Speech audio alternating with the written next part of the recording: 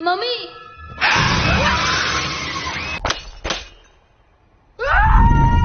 हाल ही में मैंने एक मूवी देखी है, the curse of La llorona। La llorona एक स्पेनिश वर्ड है जिसका इंग्लिश में मतलब है द वीपिंग वुमेन, यानी कि रोती हुई महिला। तो चलिए चलते हैं कहानी की तरफ। कहानी की शुरुआत होती है सन 1673 मैक्सिको से, जहाँ पर हमें एक हंसता खेलता परिवार दिखाया जाता है। इस परिवार में जो सबसे छोटा बेटा होता है वो अपनी मॉम को यानी कि मारिया को एक नेकलेस देता है। उसकी मॉम कहती है कि मैं इस नेकलेस को हमेशा संभाल कर रखूंगी। इसके बाद इस फैमिली का मेन मेंबर यानी कि मारिया के पति का किसी और लड़की के साथ अफेयर होता है। ये जानने के बाद मारिया बहुत गुस्सा हो जाती है। इसके बाद दिखाया जाता है कि मारिया के छोटे बेटे के आसपास कोई भी नहीं होता और वो जब अपनी मॉम को ढूंढने जाता है तो वो देखता है कि उसकी मॉम ने उसके भाई को नदी में डुबोकर मार दिया है।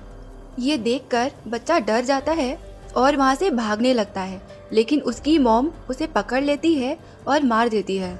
यहाँ से कहानी जाती है 300 साल आगे, सन 1973 लॉस एंजलिस में। यहाँ पर हमें एना नाम की एक लेडी दिखाई जाती है जो अपने 2 बच्चों के साथ अकेली रह रही होती है। एना की हस्बैंड की मृत्यु हो चुकी है, वो पुलिस में थे और अब एना अपने दोनों बच्चों को अकेले संभाल रही होती है। साथ ही वो सोशल सर्विस के उस डिपार्टमेंट में भी काम करती है जिस डिपार्टमेंट का काम है कि माँ बाप अपने बच्चों का ख्याल ठीक से रख रहे हैं या नहीं ये देखने का।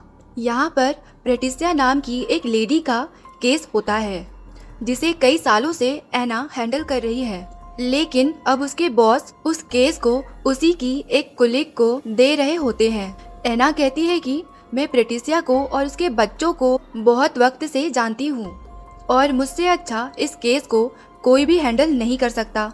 ये सुनने के बाद एना के बॉस उसे केस वापस कर देते हैं। अगले दिन एना को कॉल आता है कि पेट्रिसिया के बच्चे स्कूल नहीं आ रहे हैं, इसलिए एना एक पुलिस ऑफिसर को लेकर पेट्रिसिया के घर पहुंच जाती है, लेकिन पेट्रिसिया कहती है कि सिर्फ तुम मेरे घर के अंदर आओगी। एना घर के अंदर जाती है और वो देखती है कि पेट्रिसिया बहुत ज्यादा डरी हुई है। घर पर कहीं भी बच्चे नहीं दिख रहे होते हैं। एना पूछती है कि तुम्हारे बच्चे कहाँ पर है। पेट्रिसिया कहती है मेरे बच्चे सेफ है। तभी वहाँ पर एक डोर दिखता है जिस पर बहुत सारी आंखें बनी होती है। जब एना उस डोर के पास जाती है तो पेट्रिसिया को गुस्सा आ जाता है और वो एना पर हमला कर देती है। पर इससे पहले कि पेट्रिसिया एना को मारती, वहाँ पर पुलिस ऑफिसर आ जाता है और वो पेट्रिसिया को बाहर खींचकर ले जाता है।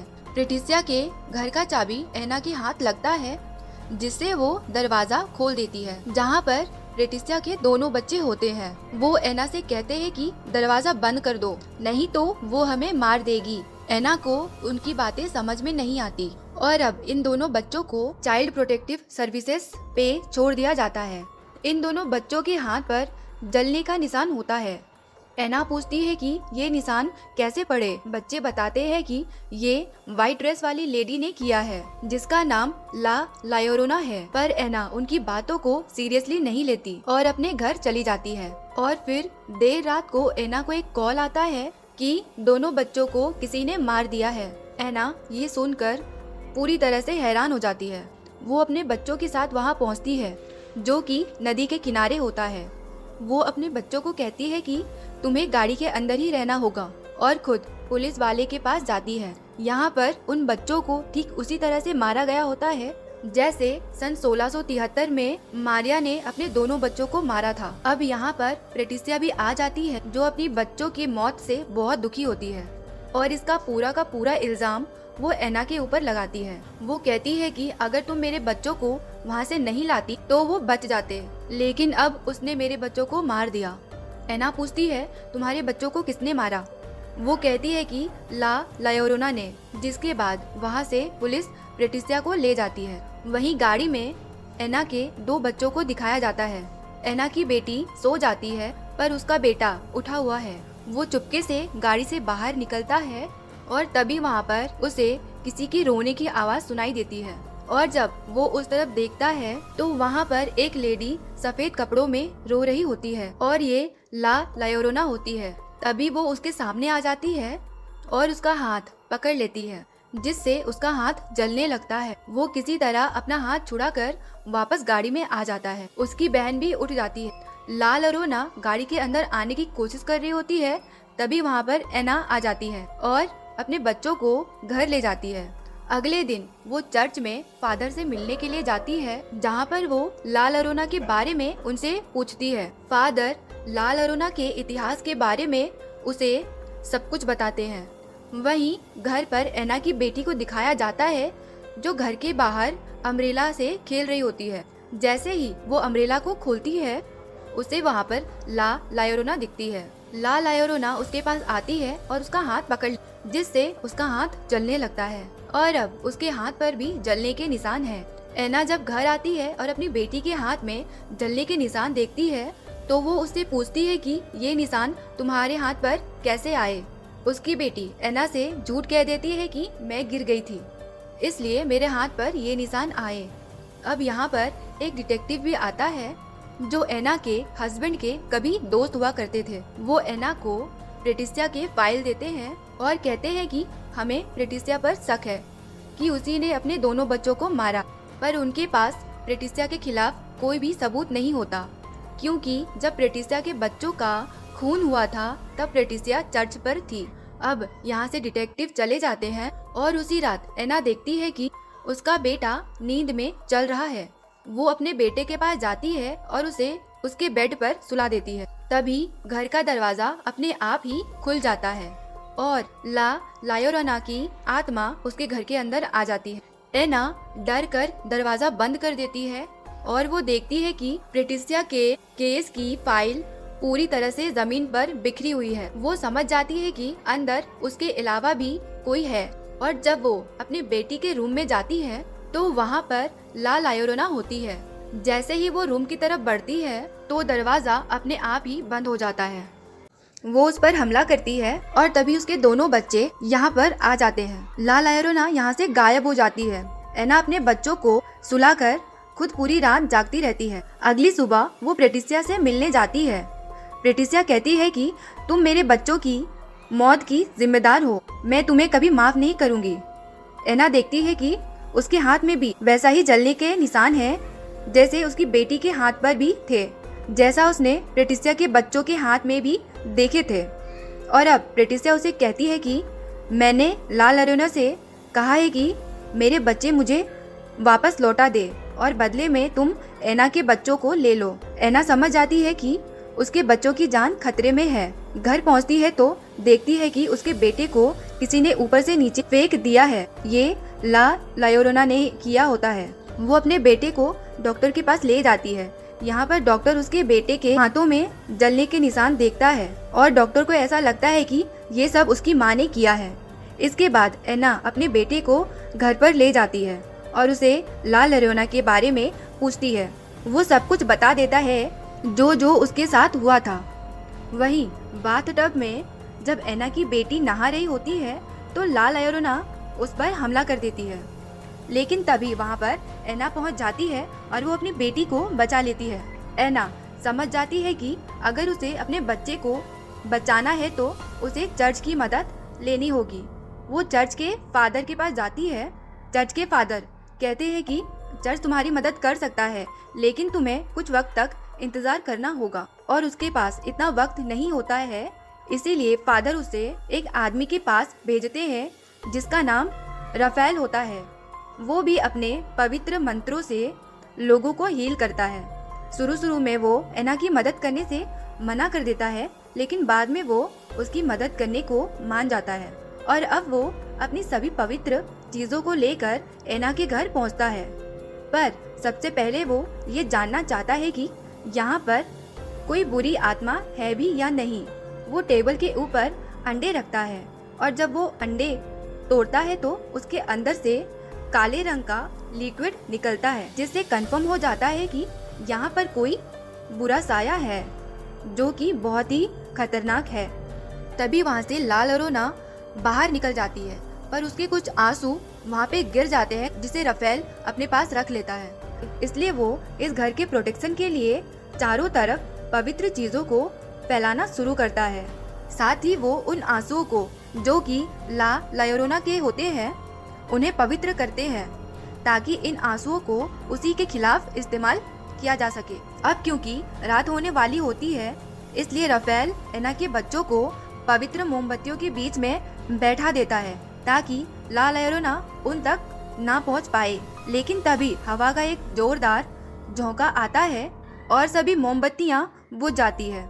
ला llorona घर के अंदर आती है और एना के बेटे पर हमला कर देती है, लेकिन तभी उसके ऊपर राफेल उसी के पवित्र आंसू को फेंकता है, जिससे उसका चेहरा जलने लगता है। वो घर से बाहर चली जाती है और उसके बाद राफेल फायर ट्री के बीजों को घर के अंदर चारों तरफ फैला देता है ताकि ला llorona घर के अंदर ना आ सके। दरअसल आज से 300 साल पहले जब उसने अपने बच्चों को मारा था तो सिर्फ फायर ट्री ने उसे देखा था। फायर ट्री उसके गुनाहों को जानता है और इसीलिए वो फायर ट्री के पवित्र बीजों के सामने नहीं टिक सकती। अब पीछे के दरवाजे से वो अंदर आने की कोशिश करती है, इसलिए एना और राफेल वहाँ पर दरवाज़ा बंद करने चले जाते हैं। लेकिन एना की बेटी अभी भी वहाँ पर होती है जहाँ पर फायर ट्री के बीजों को रखा गया है। वो देखती है कि बाहर उसका खिलौना गिरा हुआ है। वो उस खिलौने को उठाने की कोशिश करती है, जिस वजह से वो फायर ट्री के बीजों से बाहर आ जाती है और ठीक उसी वक्त ला llorona उसे खींचकर पूल के अंदर ले जाती है। एना अपनी बेटी को बचाने के लिए पूल के अंदर कूद जाती है, पर ला llorona उन दोनों पर ही हमला कर देती है और उससे पहले कि वो उन दोनों को मार देती, यहाँ पर राफेल आ जाता है जो कुछ पवित्र बीजों को पूल में फेंक देता है, जिस वजह से ला llorona को वहाँ से निकलना पड़ता है और इस वजह से इन दोनों की जान बच जाती है। और अब एना उसके हाथ में देखती है कि उसके हाथ में एक नेकलेस होती है जो कि ला llorona का होता है। आज से 300 साल पहले ला llorona को उसके बेटे ने दिया था। ये वही नेकलेस होता है। अब एना और राफेल बच्चों को लेकर अंदर आ जाते हैं, लेकिन एना की बेटी अब पूरी तरह से ला llorona के कब्जे पर होती है। वो बार बार बाहर जाने की कोशिश करती है, इसलिए एना अपने दोनों बच्चों को अलमीरा के अंदर रखकर उसे बंद कर देती है। पर वहाँ पेट्रिसिया आ जाती है और चुपके से एना के दोनों बच्चों को अलमीरा से बाहर निकाल देती है, क्योंकि पेट्रिसिया को लगता है कि अगर उसने एना के दोनों बच्चों को ला llorona को दे दिया तो ला llorona उसके बच्चों को लौटा देगी। यहाँ पर राफेल और एना आ जाते हैं। राफेल उसे ऐसा करने से मना करता है, लेकिन पेट्रिसिया उसकी बात सुनना नहीं चाहती और उसे अपने गन से शूट कर देती है और इसके बाद वो बीजों के लाइन को हटाकर बाहर जाने लगती है। बीजों के हटते ही ला llorona घर के अंदर आ जाती है। वो एना के ऊपर हमला करके उसे नीचे बेसमेंट में फेंक देती है और दरवाजे को लॉक कर देती है। एना के दोनों बच्चे ऊपर भाग जाते हैं और अब उनके सामने ला llorona होती है जो इन दोनों बच्चों को मारना चाहती है। और जब वो उनकी तरफ बढ़ती है तो एना के बेटे के पास ला llorona का नेकलेस होता है। वो उसे ला llorona को दिखाता है, जिसे देखते ही ला llorona को अपने बच्चों की याद आ जाती है। 300 साल पहले उसके छोटे बेटे ने उसे ये नेकलेस दिया था और अब वो अपने असली रूप में आ चुकी है।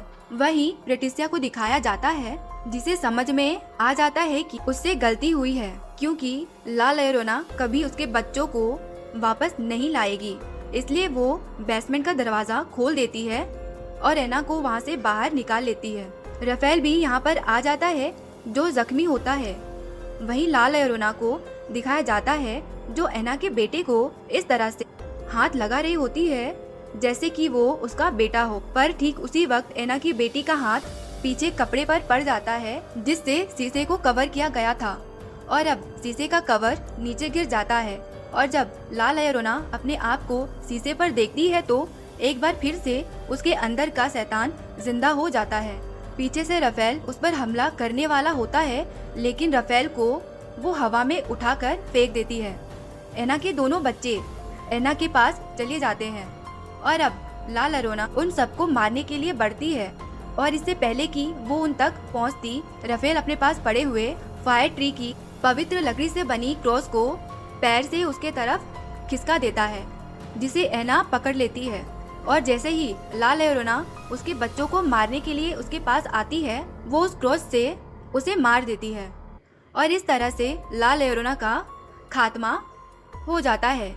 अब जबकि सब कुछ ठीक हो चुका है तो एना और उसके बच्चे राफेल को थैंक्स कहते हैं, क्योंकि राफेल की वजह से इन सब की जान बची होती है। और इसी के साथ ये कहानी यहाँ पर खत्म होती है। ये मूवी 2019 में रिलीज हुई थी। IMDb पर इसकी रेटिंग है 5.3 आउट ऑफ 10।